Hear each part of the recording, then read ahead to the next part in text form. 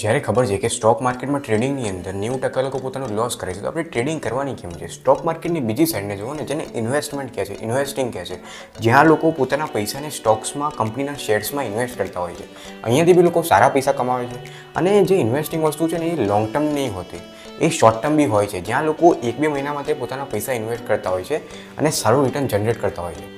In fact હું પોતે short term અને લોંગ ટર્મ ઇન્વેસ્ટિંગ કરું છું. આજ સુધી જે ફોરેક્સ છે, ક્રિપ્ટો છે, આજ સુધી મેં વાંચ્યું બી નથી, કેમ કે ખબર છે ને યાર કે આપણે ભગવાન નથી. આપણે ચાર્ટને જોઈને એવું બતાવી જ નહીં શકતા કે ભાઈ કાલે ચાર્ટ ક્યાં જવાનું છે. આ વસ્તુ મેં એક્સેપ્ટ કરી લીધી છે. અને ટ્રેડિંગને તમારું ગોલ ના બનાવશે કે ભાઈ મારું જે કરિયર છે એ ટ્રેડિંગ જ છે. આજે ગૂગલ પર સર્ચ મારો અને જુઓ, જે પણ મોટા મોટા ટ્રેડર લોકો છે ને, એ આજે પોતે બીજું કંઈ કરે છે, કેમ કે એમને ખબર છે કે ટ્રેડિંગથી મારા ઘરની રોટલી નહીં ચાલવાની. તો અગર આપણે લોકો પોતાની જોબ અને બિઝનેસને છોડીને એવું વિચારશું કે ભાઈ ટ્રેડિંગથી જ હું મારી જિંદગી ચલાવીશ, તો અત્યારે ટાઈમ છે, સિચ્યુએશન બદલી લો અને રિયાલિટીને એક્સેપ્ટ કરી લો.